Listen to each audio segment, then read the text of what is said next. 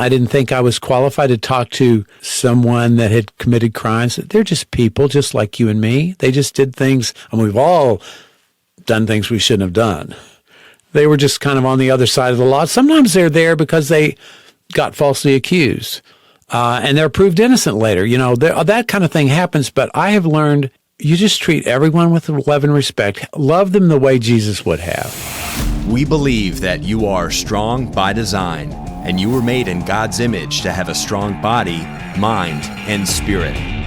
You're listening to the #1 strength and health authority podcast in the world.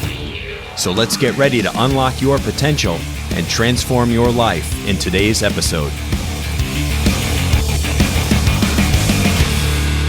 Welcome, ladies and gentlemen, to the Strong by Design podcast. Hosting today, you get a co-host today, actually. It's Coach Chris Wilson with my sidekick, Jared Haley, also a host here on Strong by Design. And we've really been enjoying doing some podcasts together in recent months when we have a guest. And I think it just adds to a richness to the conversation when you have three voices, and everyone always has something great to add to a thought or to a topic. So really appreciate Jared being on the call today with our very special guest. And before we introduce our guest today, just want to say thank you to our past listeners on the podcast and our new listeners for finding us.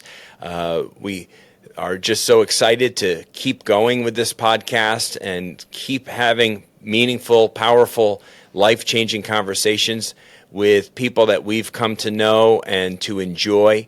And, I didn't even tell this to our special guest today, but we had another mutual friend, Sabine Kvenberg, here in the building just yesterday to record podcast. And she was another person that Jared and I met a few months ago at a live event in Orlando with our guest today, James. So that was really exciting because she lives locally, so that to have her in the house. So we're continuing to meet new people in the podcast space, and podcasters love podcasting with each other.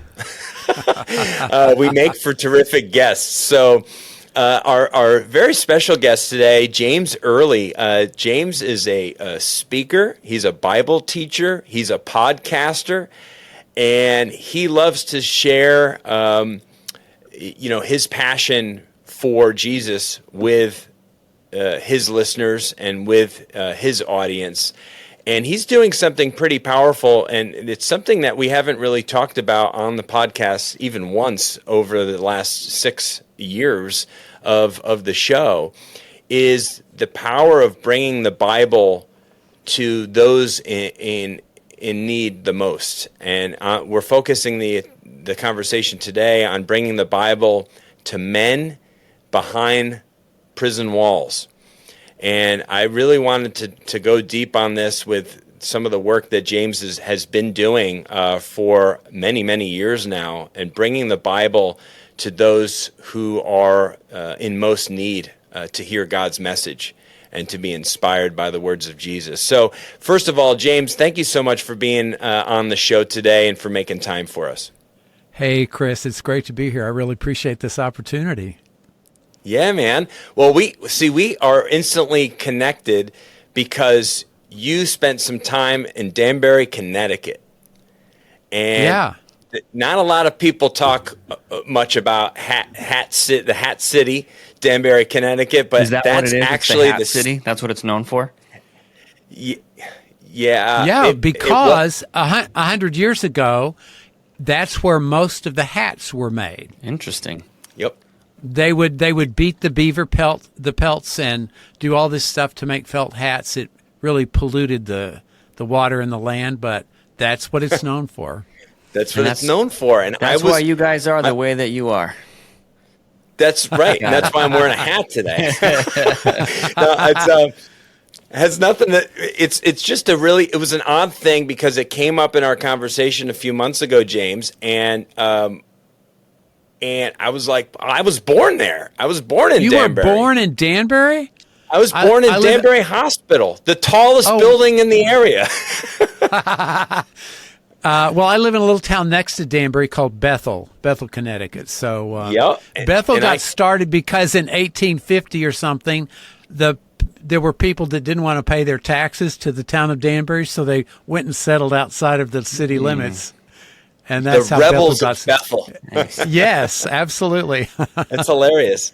I actually grew up in Little Brookfield, Connecticut, which is just on the other side, bordering onto Bethel and Danbury and Newtown and all that. And oh wow, that's where I grew up. That's where I had my childhood and played high school football. We actually beat Bethel in the WCC back when it was the Western Connecticut Conference. We beat Bethel our senior year. We actually beat them twice in the regular season and in the championship for the first time in school history. We had beaten Bethel, and we beat them twice in the same year and won the championship also for the first time in school history. So a little memory lane there for me in my football days. But I just, that area will always be special to me because that's where I grew up. Chris, what did you play? What position did you play? I was, believe it or not, you will believe that I was an outside linebacker because that's kind of my build, I guess. But I was also a left tackle. Okay. Which, as a lot of people know, is one of the more important positions on the offensive line. That's the blind side. That's the blind side, but we had a really good offense, oddly enough, and I can talk about football like for the whole podcast, actually. We'll make this real quick. All of the linemen on the team were the seniors, and all of the backfield were the juniors. It was such a kind of an interesting mix. So we had like all that senior speed and muscle and strength and power on the front line, and then all the speed and skill and technical stuff kind of, with the ball handling came from the juniors, the quarterback, the running backs, the receivers. And it was a great mix of talent, and it was the perfect mix of talent. We were one of the better teams to ever play for that high school. Apparently, if you won the championship, it was a pretty good mix of talent. It was a real good mix. We shut out our I don't want to keep talking about football, but I will. Another fun fact about Connecticut is I've never been there. So, Connecticut boys, if someone wants to go to Connecticut, why would we go? What's the draw? Take it, James. Why should we go to Connecticut ever? Well, it depends on what you're interested in. There's an amazing maritime museum. It has old whaling ships and stuff like that. Really fascinating near Mystic, Connecticut. There's also an aquarium museum in that same area. There's all kinds of arts and culture in Hartford. And then, of course, the closer you get to New York City, down in Greenwich and those places, there's all kinds of history there. There's just all kinds of stuff. The first dictionary was written here by Noah Webster. Pez candy was invented here. We've got all kinds of all I'm hearing you say is that Connecticut used to be good. Jared, let me tell you. We have a rich history. I'm going to add just two more small bits to what, and James highlighted a few great things that I've enjoyed from Connecticut too. But two more things: great pizza all along the coast. And I mean, you can't beat it. It's some of the best pizza in the country, and I don't even know if it's debatable. Or is it like a New York? No, it's authentic New York style. Like it's the real deal, really good. The real pizza. Oh, and there are wars over who's got the best pizza. Wars, literally wars. The other thing I will say is Connecticut, for its small stature in terms of size as a state, it has some of the most beautiful roadways and driving that you could even conceive of in kind of that north. I mean, really all over the state. They have a nice fall. People will venture to New England on motorcycles and stuff to be able to drive up in Kent or into all different areas of Connecticut. It does have beautiful, beautiful winding roads, and obviously the change of seasons there is quite beautiful in October. Yeah. That's what I was going to say. I would assume that the fall would be fantastic. Yeah, if you were to go visit, I would go right in the middle of October, like October 15th, and just try to stay somewhere rustic. And you could drive the whole state in a couple hours. I mean, it doesn't take all that long. Yeah, but there are some beautiful 118 Connecticut's can fit in the state of Alaska. Yes, that sounds about right. It takes that much of Alaska to catch up with us. Oh, see? there you go. Always the good spin. I love it. So, James, Jared and I, as we said at the start, met you back in January in Orlando when there was PodFest, which is an annual wonderful podcasting event where podcasters from all over the country, all over the world even, congregate and learn from each other and network. And you were one of the people that we got to just share time with and have great conversation, and certainly wanted to have you on our show to talk about some of what you're doing with your podcast and your Bible ministry. How did that all kind of begin? Take us back to kind of the origin of you wanting to bring the word to others. You know, that's a really good question, and I'll go way, way back very briefly. I grew up in a home where we read the Bible together, a little devotional every day at the breakfast table usually. Then we started reading a chapter a day of the Bible, either at breakfast or at dinner, and it took us about 7 years to get through it. And, you know, here I'm a little third or fourth or fifth grader trying to read a chapter in the Bible. Some of them are easier than others. But so I was just always familiar with the Bible. I had my own Bible and, you know, read it sometimes for myself. And so I've always been studying the Bible on my own. But back in 2008, a friend of mine called and said, I'm doing this Bible study out at the Federal Correctional Institution in Danbury, Connecticut, and I need somebody to help me with this prison ministry. And I was praying about it, and your name came to me, and I thought, okay, let me think about it. Let me pray about it. And it seemed like a good fit. And so I said, sure. So every week since 2008, minus the COVID years, I've gone out there and done a Bible study. I've worked with both men and women over that time period, and have developed my own kind of style. Sometimes I was using a preset Bible study topic or whatever, but then I came up with my own topics depending on what the inmates wanted to talk about. So after a number of years, I got to realizing from all their comments, because they'd say, hey, Mr. Early, you have restored my faith in God, or I feel so much stronger. I've reconnected with my family, and I feel so much better about myself and my future. And I realized I had developed a teaching style that was really helpful. I'm not a Bible thumper. I don't say, you have to believe this. And some people, that's their approach. And I don't try to force anybody to go with my interpretation of the Bible. I say, hey, let's read this story. Let's see how it applies. How does it speak to you?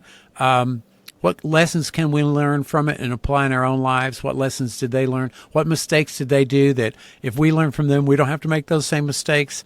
And people really resonated with that. And I let them imbibe and embrace the ideas for themselves. And I facilitated that. And I tried to guide them if I felt like they were going way off on some tangent.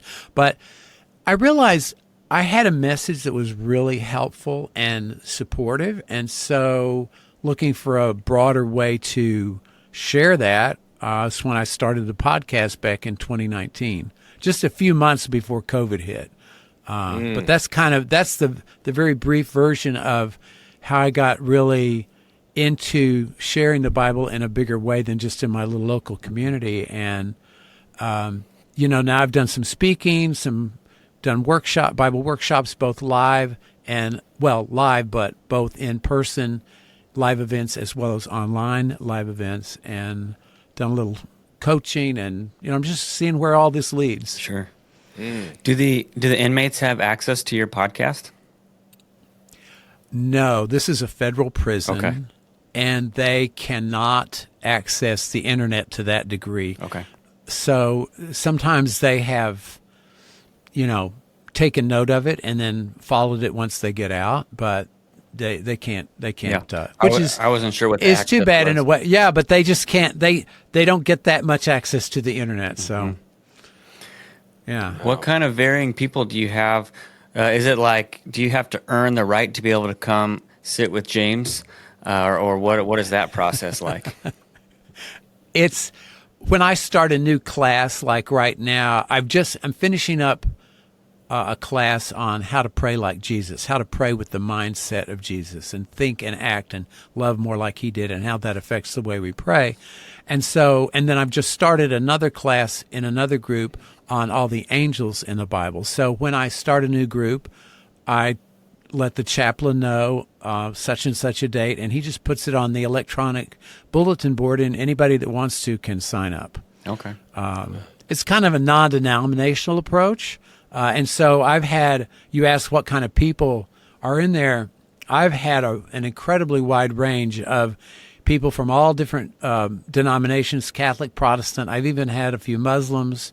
I've got a Muslim in one of my groups right now, some Jewish people, some Native Americans, from all different kinds of backgrounds and different races, different countries. It's just very interesting to have a mix of that kind of wide variety in a group. Sometimes I have 4 or 5 people. I've had classes as big as 15 or 20, and it just varies because the prison population is pretty come and go sometimes. Mm-hmm. But it's interesting trying to share in a way to that wide a divergent perspective, religious perspective, and yet give everyone something that is meaningful to them. It's helped me learn how to really reach someone's heart instead of just reaching their head. Sure. I think a study on the differing angles in the Bible would be really interesting. That was a joke. The angles? Yeah, that was a really good joke. That's called dad joke. That was a good dad joke. That's a dad joke for sure. At first, I thought he just mispronounced it, and I'm like, oh, Jared. In Matthew, you got 90 degrees, you see. But then you go back to Lamentations, and they're working with like 30-degree angles. Hey, since we're getting all serious, James, how many times have you been shanked being in prison? What do you mean? That's also just a... He was asking if you've been stabbed or hurt, or if you've ever felt in danger. Oh, yeah. Okay. It's interesting. When I first went in, I was worried. I was really worried. And what I didn't say is actually 2 years before, this person asked me, 2 years before, the person that had been doing it before that had asked me, and I said, oh my gosh, no way. I can't deal with all of those kinds of people. Well, I had matured a bit in the 2 years between those two invitations, and I was a little trepidatious at first, but the interesting thing about at least the people that come to my groups, they're there because they want to be. They usually already have some kind of a faith, or they're trying to reestablish their faith. So I have never in my classes felt anything but safety. I've learned, I love these men and women. They're like my brothers and sisters. They really are. Wow. And, walking through the prison to get to the chapel, to do the Bible study, you see some guys sometimes like, they could take me down in 30 seconds. Maybe not you, Chris, but, but I realized they're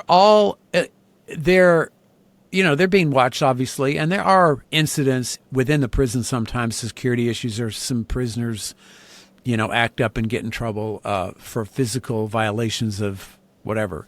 But I have never felt endangered, although every year we have to go through training about what to do if something does come up. So I'm prepared to deal with that and know how I'm supposed to react, but I've never had an incident. So, well, it's a very real concern. You are letting yourself be vulnerable to some degree by going into a highly protective, highly secure environment with people that can be unpredictable. And that's true. The Danbury FCI is actually a low security prison, so it's not like the level 4 or 5 or whatever top security with the most vicious criminals. That's true. But there's still some bad boys in there. Yeah. Well, so. as you said, they are. This is something that this is like an elective for them. They have chosen to be in the room with you. So they look to you as a spiritual leader. That's right. So it's easy to work with people like that. And then sometimes they'll bring their friends that maybe didn't want to come at first, but then they get involved and they like it, so. Wow. Is there, before we get to Jason, I almost said Jason's prison story. I'm sorry, Jared. I know who you are. That's what my friends I've never called you Jason. My friends call me Jason.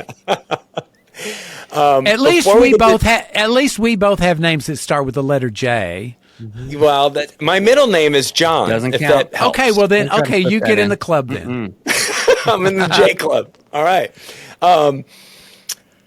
Before we get to Jared's time in prison, because he actually did spend some time in prison, oddly enough, I wanted to find out from you, James, what transformational story sticks out to you as maybe a real highlight in your time ministering to these men and women. Is there one that you can just kind of say, wow, this was really powerful for me to be part of this, for this person, to see this change? Yes, there is. I've had lots of those kinds of things, but one really stands out. And it is a woman in this particular case, but it could have been a guy. Anyway, so I was doing this Bible class, and I don't remember what the topic was, but I had about 10 women in the group, and one of them kept saying, I'm trying to get my roommate, my bunkmate, to come because I think it would be good for her. Well, so finally one day she comes. Just when she walks in the room, you can tell she's got a chip on her shoulder, and she sits down and says, I've got a question, kind of with an attitude. I thought, okay. And she said, I have learned that you just have to listen to people and see where they're really coming from and kind of get a feel for what to say. Well, she said she'd been brought up in a church that did not allow her to ask questions. Because if she asked questions, that meant she was doubting the faith that they had told her. They said, you just believe what we tell you. You have to accept it on faith. And if you doubt that or question it, then you're not being faithful. And that didn't work for her. And so she had all these really good questions. And so I said, great, ask your questions. And the typical one I remember was something like, we all ask this question. The first one was, well, why do bad things happen to good people? And I didn't actually answer her question. I said, well, I'll tell you this. If you think of God as this mean, vindictive man up in the sky with thunderbolts ready to punish you for every tiny little mistake you make, you're going to answer that question one way. If you think of God as this benevolent presence, but that doesn't interfere with your life, lets you, rise or fall on your own mistakes, you're going to answer it another way. But if you think of God as this loving presence that's always there ready, willing, and able to help and heal and guard and guide and protect you, you're going to answer it a completely different way. And I think it was the first time that someone had given her the option to think for herself on a Bible theological question. And because how do you even answer that question? It really depends on your theological persuasion. And I said, you have to think about this yourself. And so as the weeks progressed and she kept coming and sometimes ask questions, and we'd spend the whole time on her questions instead of whatever lesson I had prepared. And all the other women loved it because they had the same questions or they never even thought of those questions. And so she started to realize we were doing a study on all the women in the Bible. And the women love that one because there's some women that everybody knows about. There's some women that they're mentioned like one verse, you don't even have their name, except there's something important there. So I'd say, how did these women's stories relate to you? And so this woman in particular was learning about life and how to react with other people and that sort of thing. And she gradually became more at peace and that sort of thing. Well, I saw her 2 years later. I saw her the day before she got released. And she said, Mr. Early, I want to thank you so much. When I came to prison 2 years ago, I was estranged from my family. I felt terrible about the crime I'd committed. I was taking 4 or 5 different drugs for depression. I was afraid for my future. I was sure that I didn't have a future. And what was the other one? She was estranged from her family. You know, everything in her life was just very negative. She said, I have made peace with my crime. I've realized I made a mistake. I've repented from that. I've tried to, make good on the way I've affected people, accepted responsibility. I've restored my relationship with my family. My faith in God is completely renewed. I'm hopeful for my future. I don't know if she had a job lined up, but I feel good about my future. And she said, I'm off all my medications, and it's all because I was in your Bible study.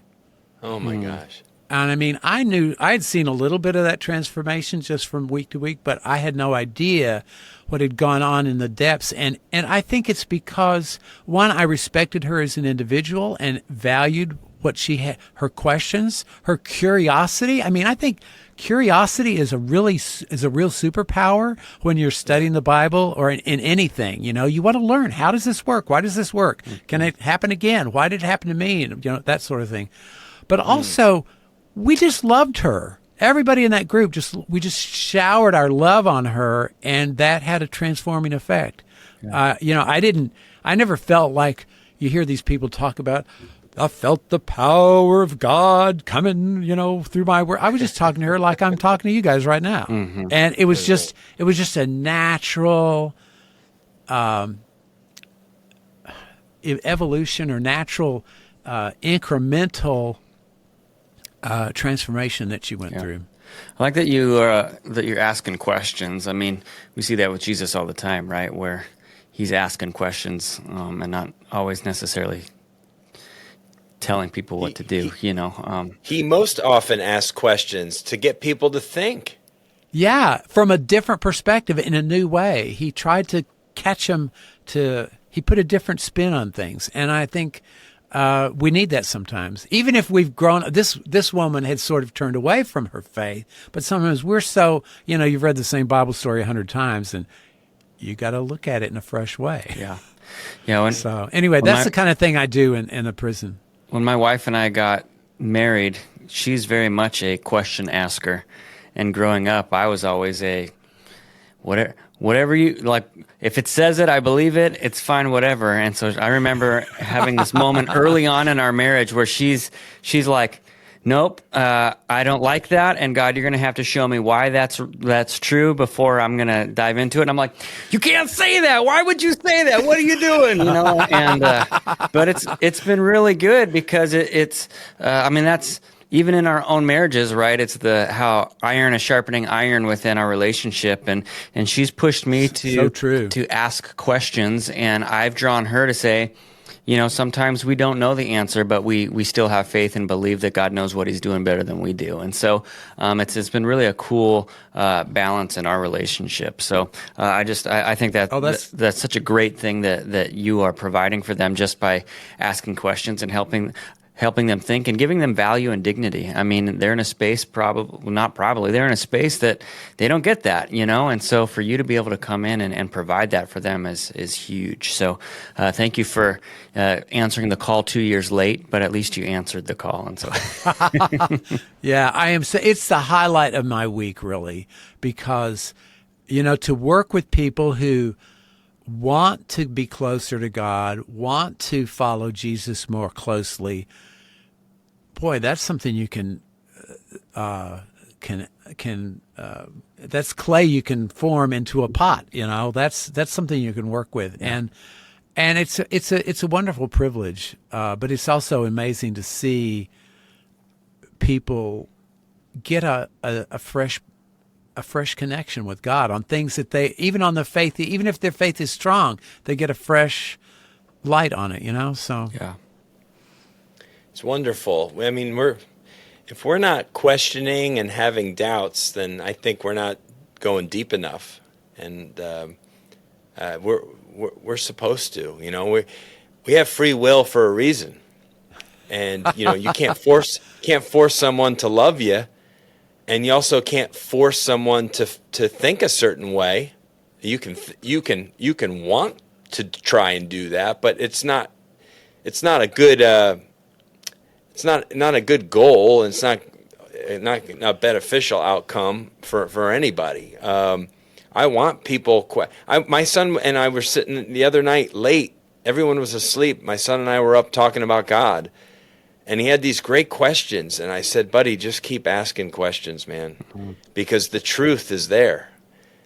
Just keep asking the questions." And I want to go biblical real quick, and before we get to Jared's prison story. You're really hyping that thing up. Dude, I can't wait to hear more about it, to be honest with you. So the Great Commission, I think anybody who's maybe read the Bible has heard of the book of Matthew, and there's a very important part right at the end. And I love to focus on this part before the really good part. It says, "Then the 11 disciples went to Galilee, to the mountain where Jesus had told them to go." Verse 17, "When they saw him, they worshipped him, but some doubted." I'll leave it there. Jesus was standing in front of these people, and they still doubted. Yeah, and so if we think we're so special that we can't doubt, that our faith has to be so strong that we shouldn't have any doubts, Jesus was in the room with them, and they doubted. Well, that's a really good point, Chris, and they had seen him crucified. You can understand the doubt in those 3 days when he was in the tomb. But then they saw him after the resurrection, and he was with them for 40 days. And they still didn't totally get it. It's mind-boggling. But if you put yourself in that same situation today, there would still be doubters. People would be like, "Really? Did he really die? No, he didn't really die. That's probably what happened." Like all these different things. You would make up these other things to make sense of it.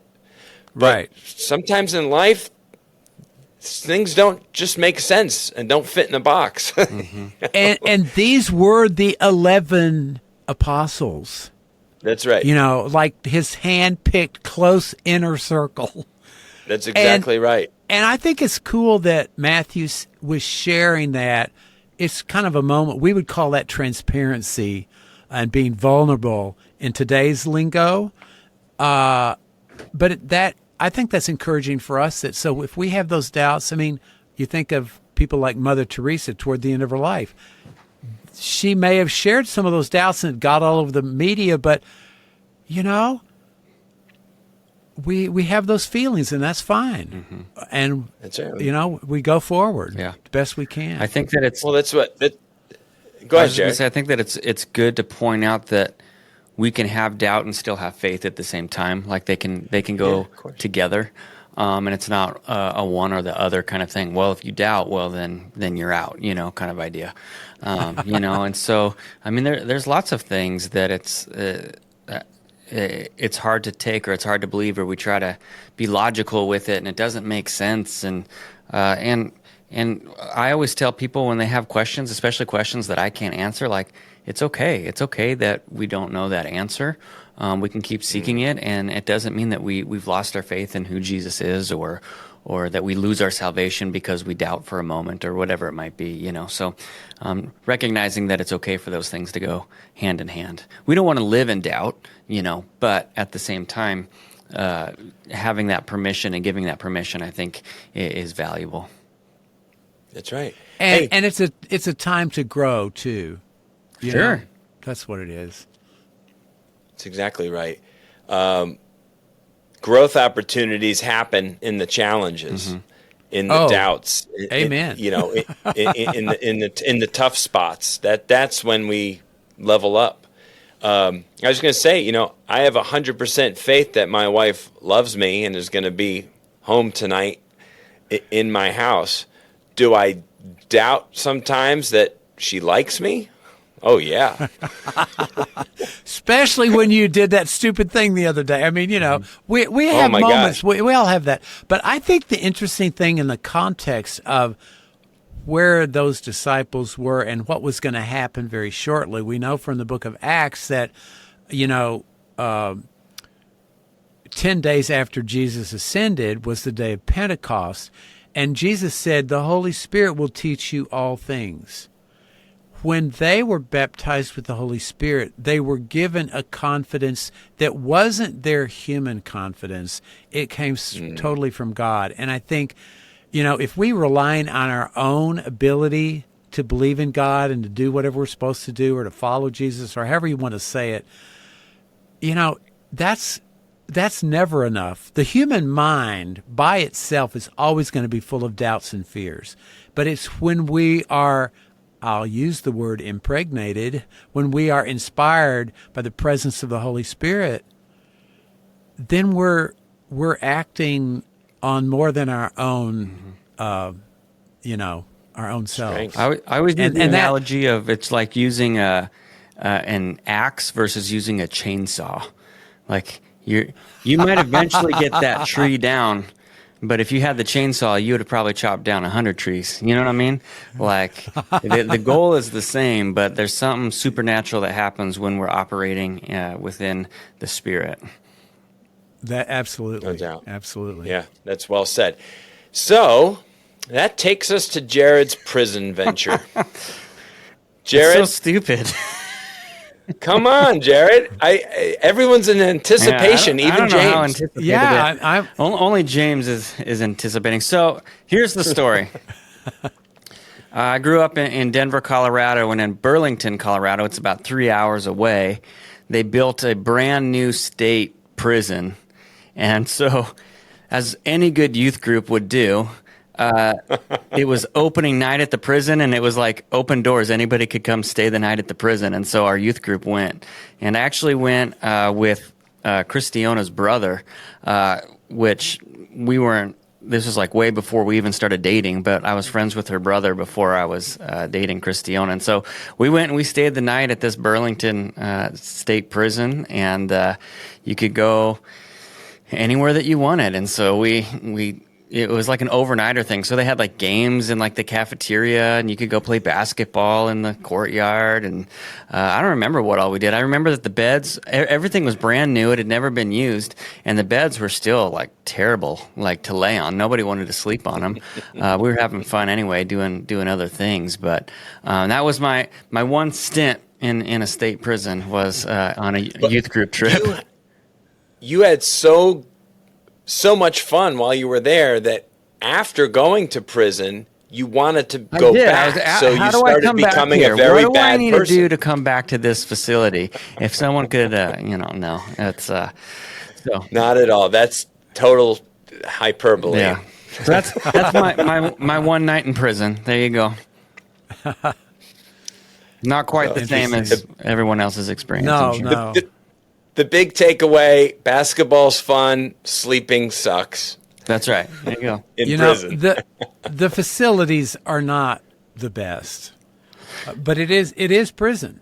It is prison. And they weren't bad. They just weren't the best. That is something else. So my prison experience. I wanted to share. Can I share another quick story, Chris? Just. This is not about me personally. We went to a conference, Christiana and I, a couple weeks ago. And there was a guy from Nigeria who ended up going to prison because of different reasons involving his faith. And he went way worse prison system than we have here for sure, in the sense of being beaten and tortured and things along those lines. But he was telling that story, and then he took us back 10 years when he was working as a youth pastor. And there was this old lady, he said, and she would just come and ask if anybody had any old used Bibles that she could have. And the way that he explained it was she was just an old lady doing old lady things. And so everyone's like, sure, she would take people's Bibles. And she ended up, what she was doing is she was taking those Bibles and actually going to the prison and giving the Bibles to the inmates. And because of that, she ended up discipling some of the inmates. And she would go similarly to what you were doing, James, now. And she would go and just started teaching them the Bible and discipling them. And lo and behold, 10 years later, when he gets put into this prison, he's sitting on the floor feeling depressed, feeling like maybe he heard God's voice wrong or God's direction wrong, just trying to figure out what he's doing. And these 4 guys start to approach him, and he thinks, oh no, he's getting ready, like I'm going to have to defend myself, like these guys are coming up. And they get up to him, and basically they say to him, hey, you're here. You made it. And, he's like, what do you mean I made it? And they said, well, when we heard that you were arrested, we started praying that God would bring you here because we believe that it's our job to take care of you the whole time that you're in prison. And so all of a sudden you had these 4 guys that he was in and out of prison, he said like 8 or 9 times, and every time he ended up in the same cell with them, and they would encourage him and lift him up, and if he got tortured, they would be pushing him to continue, and they'd be like, hey, there's more people you need to preach to, Pastor, and they would bring him over, and he'd be pastoring and ministering inside this prison.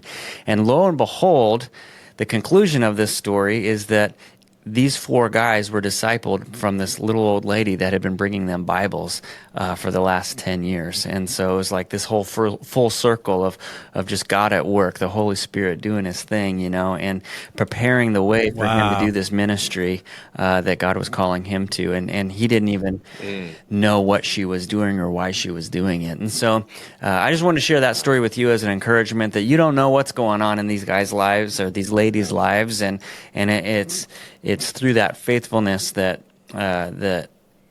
God continues to do his work. God's going to do his thing regardless, but the grace that we have to participate in what God is doing is just really cool. And so keep doing what you're doing, man. Really, really exciting to hear these stories of how you're ministering to these people.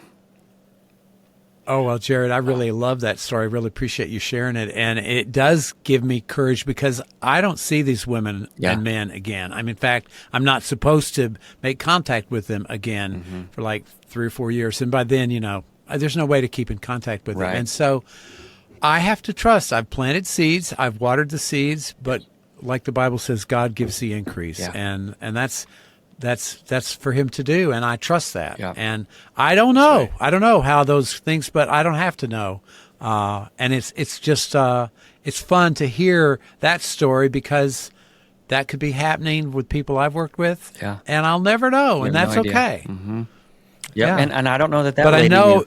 I don't think that the lady she was out of the picture at that point, so she had no idea. Okay. So yeah. Isn't it wonderful how things work? We can never see the big picture like God sees it, how he weaves all this stuff together. And I don't think we're meant to. I don't think we could comprehend it, obviously. But hopefully at some point when we return to him, it'll all make perfect sense because his plan is perfect. We just don't know it. We can't see the forest for the trees or whatever, they say, it's too much to comprehend. But just keep being a farmer and planting those seeds and doing your role because it does matter. If you can turn one heart to Jesus, right, you can take great satisfaction in that for the rest of your life. It feels really good when someone says, you have restored my faith. And I'm thinking, I didn't really personally do this. That's right. You were participating in this. You responded to these stories in the Bible we've talked about, but I'm there facilitating whatever. I accept the role I play. It's a beautiful role. I'm grateful for it, but it's amazing to see the transformations. And when you go in and you treat someone with respect and love, this is one of the things I've learned is I can talk to these people. I didn't think I was qualified to talk to someone that had committed crimes. They're just people just like you and me. They just did things, and we've all done things we shouldn't have done. They were just kind of on the other side of the law. Sometimes they're there because they got falsely accused. And it's not for me to judge any of that. And they're proved innocent later. That kind of thing happens. But I have learned you just treat everyone with love and respect. Love them the way Jesus would have. Mm-hmm. Yeah. And that just cuts through my personal opinions about whether I agree with them on some theological thing or whether I think they've done something really bad. I mean, in one of the classes, this was not one of my Bible classes, but another class I was teaching with the chaplain, it was a reentry program, and there was a child molester in there, and there were some drug dealers and all this kind of thing, and I just loved them as God's children. I didn't pass judgment. That's not my business. I was able to, even in that context, I was able to break through some of that outer crust of self-defensiveness and self-justification and pride and egotism, and help them learn to respect and love themselves. So, Jesus just loved people. I didn't just love people. He loved people. He said he saw the crowds. He was moved with compassion. When we see the crowds, we're like, get me out of here. Mm-hmm. And think about, this is one thing I talk about on my podcast. I in all my ministry, I say, we need to love like Jesus did. It's one thing to act like him or say, repeat his words. That's easy. But can you love to the depths of your being the way Jesus did? I think we can. He wanted us to. He expected us to follow his example. Got to pick up that and chainsaw. So we start. Get your spiritual chainsaw. Get your. It's a yielding, a surrendering of our own personal opinions and preconceptions, and trust in our own abilities. Because hey, we're all pretty smart, clever guys, and I can't. Like you said earlier, you can't make somebody believe, but if you love them, that's really the key to whatever we do. Yeah, no doubt about it. Well, ladies and gentlemen, it's Mr. James Early. It's the Bible Speaks to You podcast, and he has a platform, a website by the same name, thebiblespeakstoyou.com. If you want to learn more about what James is doing, get to know him better, his story, what he's doing in the world, how he's reaching people, and just to consume his great podcast. Has hundreds of episodes. They are what I like about a lot of your episodes, James, is that they're shorter length ones where you can kind of go on a topic, and it's, we do some long, robust 45-minute, hour-plus episodes, but you have a lot of 20-minute or so episodes, which is, I think, a great length for people to just get a terrific message that's biblical, that's Jesus-focused, and we need more of that in the world. So Jared and I, and I'm sure our audience, just thank you for the work that you're doing, and please keep doing it. Listen, I appreciate that so much. That's my goal is, one of my taglines is getting back to the original Christianity of Jesus. I like a good theological conversation, but at the end of the day, it's being an obedience to what Jesus tells us that I think is, Jesus said, you're going to know my disciples by the fruit, not by their theological debates. Mm-hmm. And so... That's right. So, like I say, that's interesting, but what did Jesus really want us to do? How did he want us to live our lives? And that's what my podcast is about. And by the way, I'm going to put together a special landing page for your listeners, just for your listeners. So if they go to thebiblespeakstoyou.com/design, and you'll know that that's coming from the title of your podcast, thebiblespeakstoyou.com/design. There's some resources there. There are 3 little blue boxes at the bottom. If you subscribe to my podcast, I'll send you a free prayer guide I put together called Praying with the Mindset of Jesus. a bunch of Bible verses that just kind of get into Jesus's way of thinking. The second thing is a collection of previous podcast episodes on my show that are focusing on how to be more like Jesus. And the third thing is an opportunity for a free 1-hour coaching call with me. I have a Jesus Mindset coaching program. And anyway, if they'd like to really pursue working with me, that's just a free opportunity to see if that would be a good fit for them. So those will be all they'll be on that little landing page. I put that together for your listeners. Oh, it's wonderful. Yeah, we will absolutely share that link in our show notes and our show description. And so if you missed that, James shared, it's thebiblespeakstoyou.com/design. And we will make sure that link is below so you can get some great free resources and connect with James if you're interested. It's been really fun. What a great conversation, and I know our audience has enjoyed this message, and of course Jared's prison venture, which was really the highlight of today's conversation, I think. Yeah, absolutely.